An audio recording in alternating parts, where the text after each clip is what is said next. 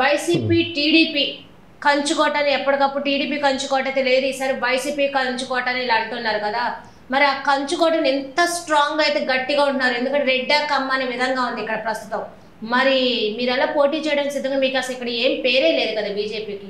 గుజరాత్ రాష్ట్రాన్ని సుమారుగా 20 సంవత్సరాల పాటు గతంలో కాంగ్రెస్ పార్టీ పరిపాలించింది. ఈ రాష్ట్రాన్ని స్వాతంత్రం వచ్చినప్పటి నుంచి కూడా 1983 వరకు కూడా కాంగ్రెస్ పార్టీ పరిపాలించింది. కానీ దాని తర్వాత 83లో ఎన్టీ రామారావు గారు తెలుగుదేశం పార్టీ పెట్టిన తర్వాత మీరు చెప్పేటటువంటి కోటలన్నీ కూడా బద్దలైపోయినాయి.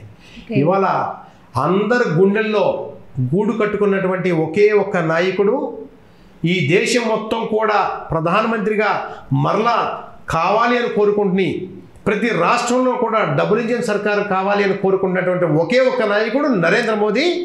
ఇవాళ ఇక్కడ భారతీయ జనతా పార్టీ తరఫున వల్లూరు జయప్రకాష్ నుంచున్నా, మరో వ్యక్తి నుంచున్నా, ఈ రాష్ట్రం మొత్తం మీద ఏ అభ్యర్థి బీజేపీ తరఫున పోటీ చేసినా వాళ్ళు వేసేటటువంటి ఓటు మొత్తం కూడా నరేంద్ర మోదీ గారికి వేస్తారు.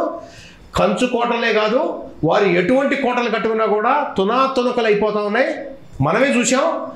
2 స్థానాల నుంచి మొదలుపెట్టినటువంటి బీజేపీ యొక్క ప్రస్థానం ఏదైతే ఉందో ఇవాళ భారతదేశంలో అతిపెద్ద పార్టీగా 303 సీట్లతోటి అప్రతిహతంగా రాబోయేటటువంటి రోజుల్లో 370కి ఒక్క సీటు కూడా తగ్గకుండా 370 సీట్ల పైకే వచ్చే విధంగా భారతీయ జనతా పార్టీ గెలుస్తుంది అని చెప్పి స్వయంగా ఈ సోకాల్డ్ కోటలు కట్టుకున్నటువంటి పార్టీ అధ్యక్షుడైనటువంటి మల్లికార్జున ఖర్గే గారు పార్లమెంట్లోనే చెప్పాడు. అందువలన ఈ కోటలు మేటలు పేటలు మమ్మల్ని ఏమీ చేయలేవు.